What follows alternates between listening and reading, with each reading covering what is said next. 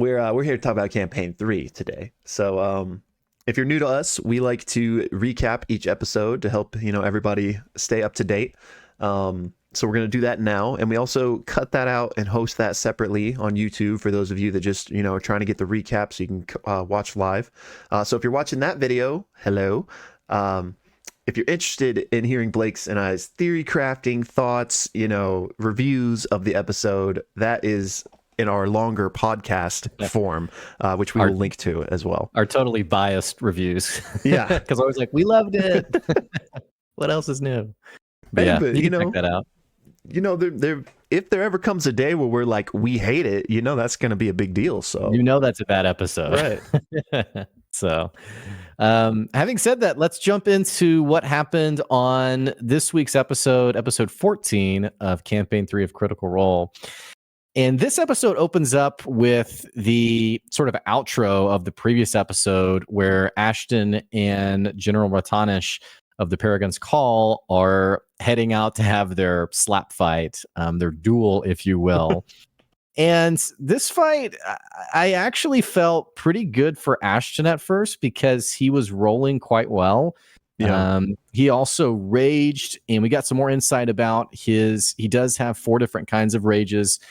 He had to roll a d4. He didn't get the right rage. He said, oh, that's going to be useless, but didn't really specify what that was. But the two of them are just doing unarmed strikes against each other.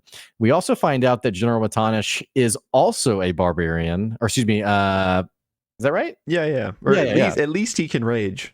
Right. Whatever that means. He rages, and it seems that his rage is like a fire-based rage, which, by the way, I'm really liking this style of, every rage having its own certain kind of flavor to it. Yeah. And he's just walloping on Ashton.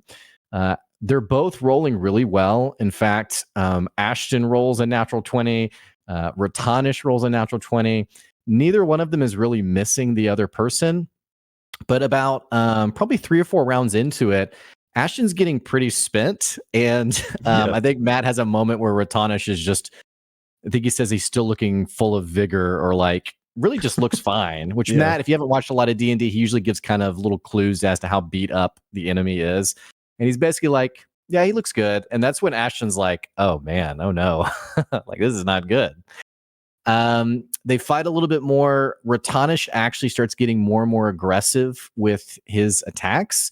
And there's one turn in particular where he sort of knocks Ashton to the ground and then takes his head and like drags it across, I think, the ground or the concrete or something.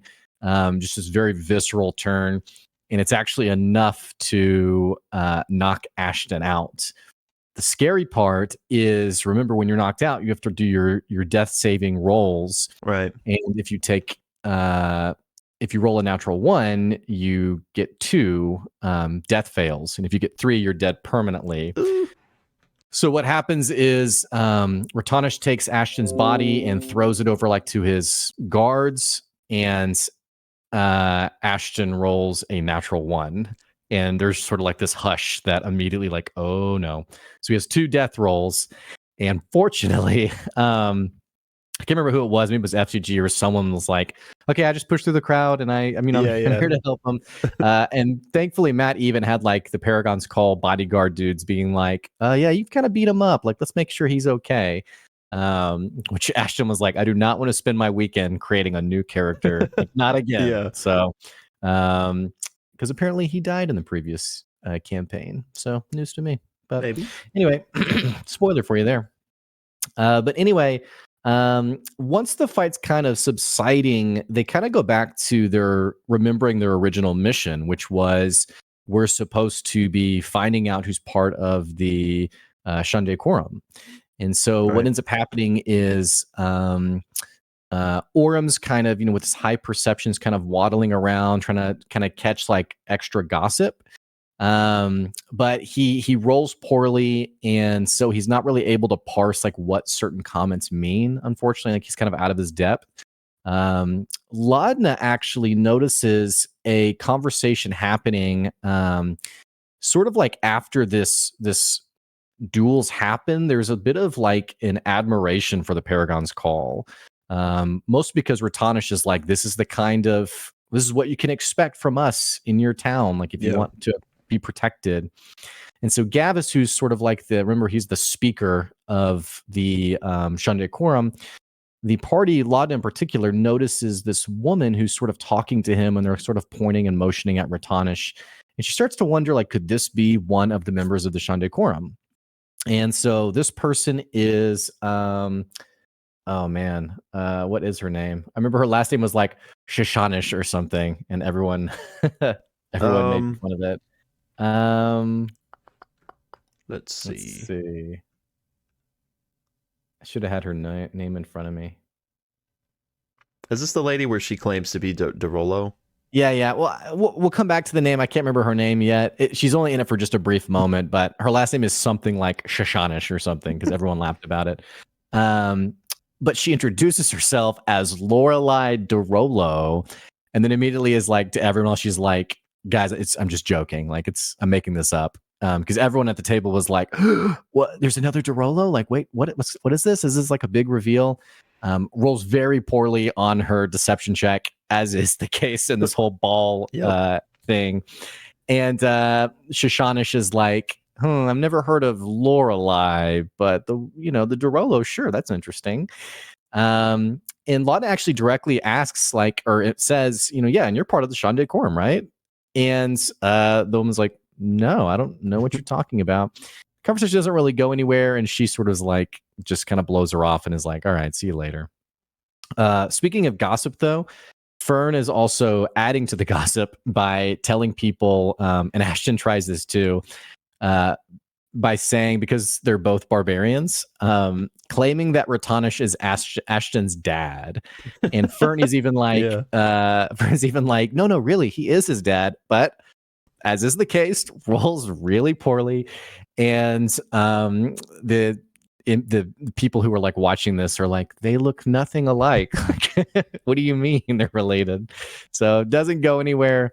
Chetney finds Dorian and says, hey, your brother was in the bathroom and here's like what's been happening. I think he might be in trouble.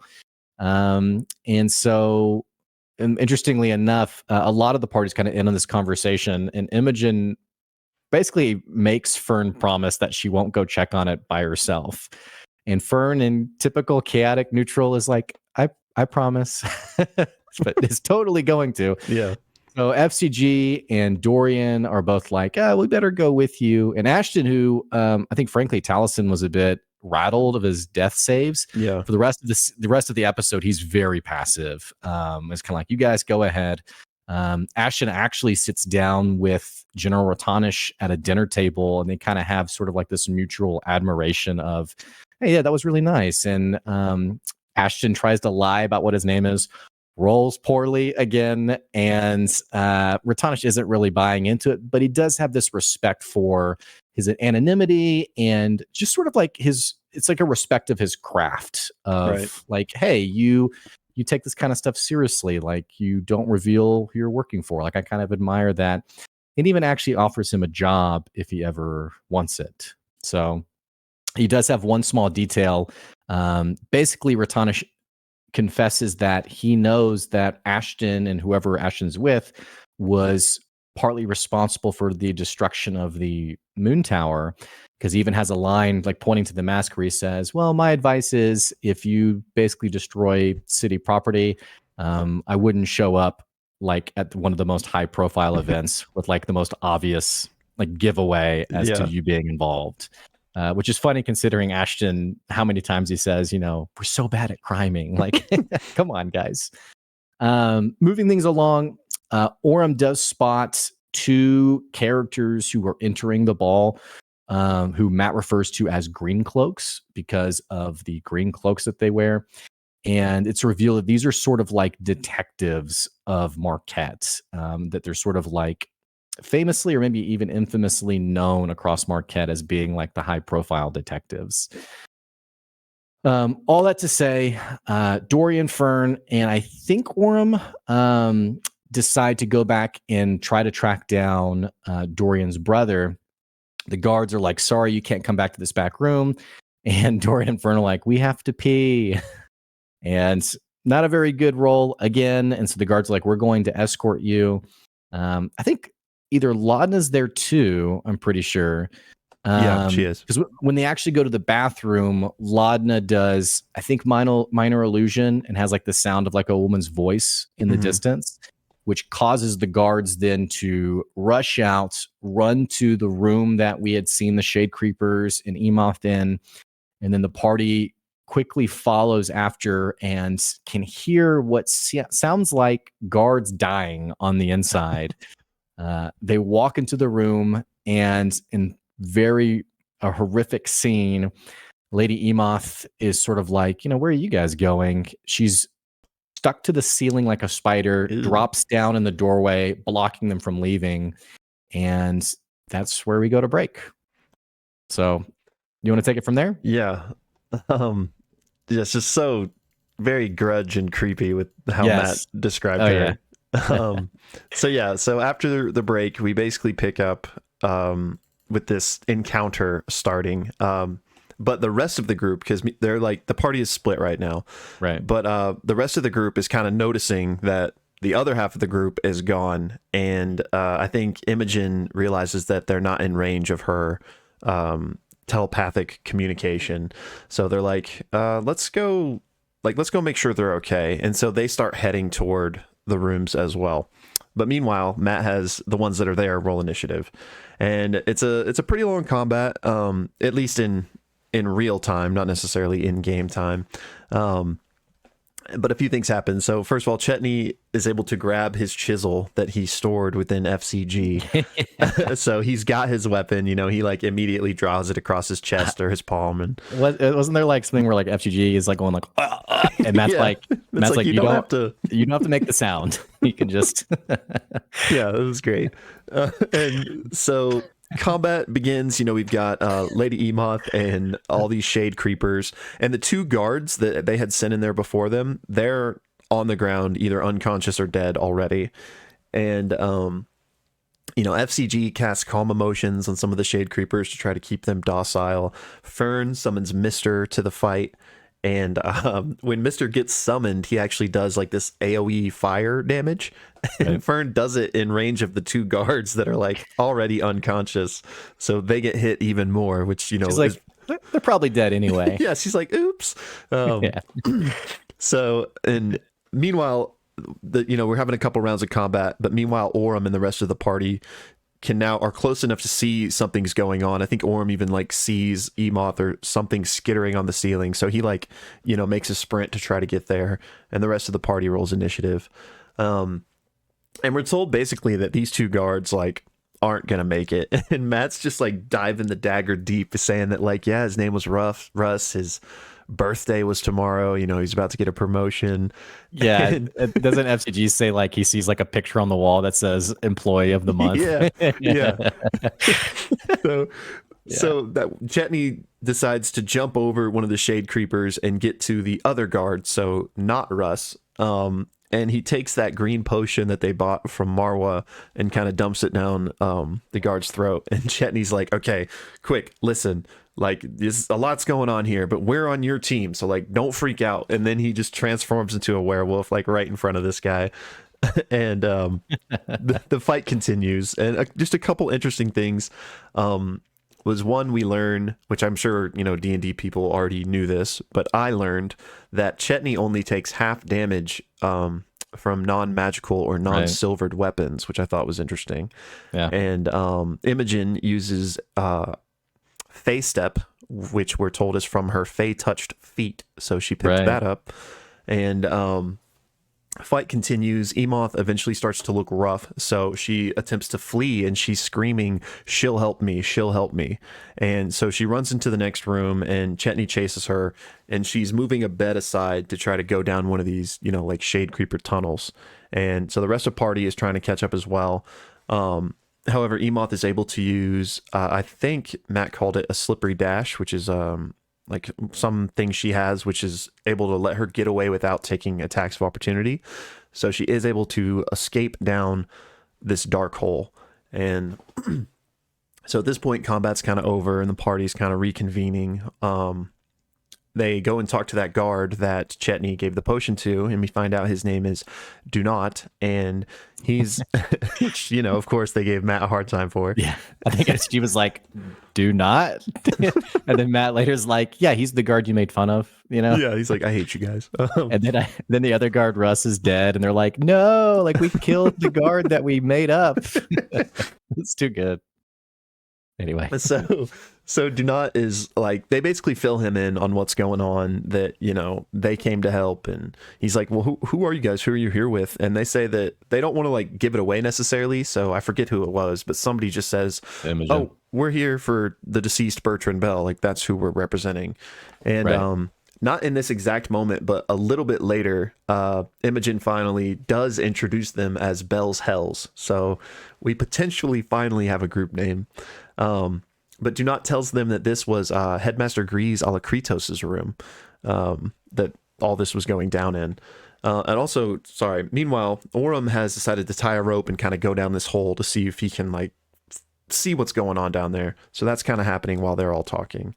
But meanwhile, outside, Dorian hears Cyrus's voice, his brother, and he has been captured by the Green Seekers and is basically being taken in.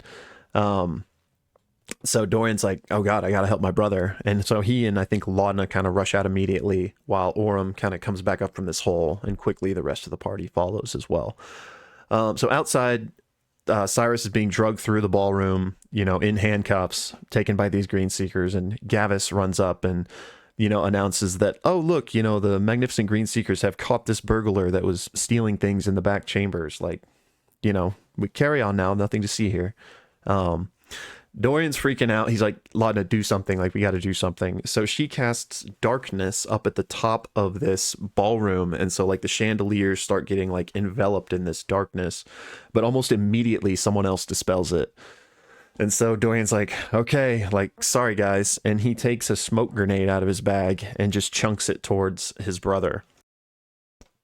So that starts going off, and he basically takes advantage of the chaos, runs straight into it, and runs straight into one of the Green Seekers that has his brother. And so he immediately just casts Charm Person on this guard and is successful. And at that same time, the other Green Seeker gets taken out by Estros in the smoke, who has like come in to help him out and basically like levels them. And so then Dorian makes a nat 20 persuasion roll to be like, "Hey, like, give me the prisoner, like, I'll take them from here." And since it was a nat 20 and they're charmed, he's successful. So he gets Cyrus, and Estros like hits the other guard again to make sure that they're not, causing any issues. And so then Dorian casts invisibility on Cyrus, and amongst all this confusion is able to walk out with his brother in tow. And meanwhile, Laudna has like gotten on all fours and cast, I think, Dread Presence or whatever it's called, and is just basically causing another huge distraction to try to help him get out. So all the guards, seeing Laudna do this, think she's the one that's, causing all this commotion. So they start running up to her. But Do Not, at this time, runs out of the back room and is like, wait, she just helped me. She's not the one that's doing this. Like, they're the good guys. And the guards are like, "Okay," but they're definitely like taking notes of the whole party. So they do let the party leave, but they're definitely on high alert about it.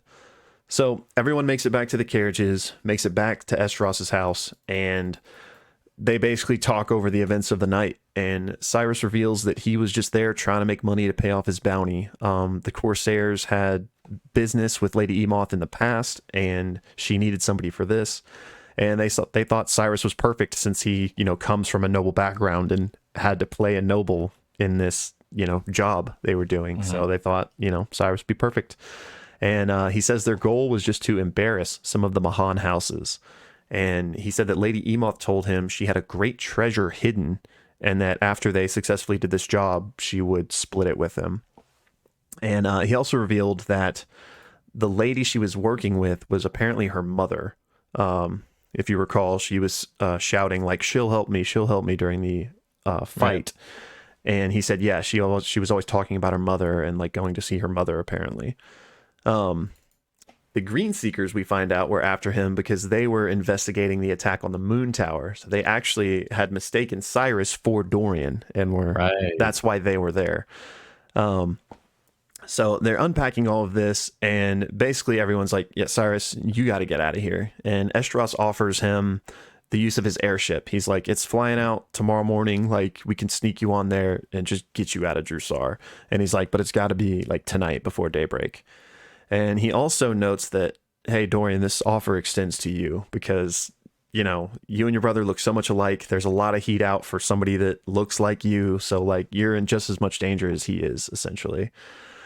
So reluctantly, they all kind of agree that, yeah, that does make the most sense. So Dorian and Cyrus are going to get smuggled on the airship and head out of town. And the rest of the session is basically the party saying goodbye to Dorian. And um, he does retrieve the sending stone from his brother Cyrus and gives it to Orem so that they have a way to communicate to each other.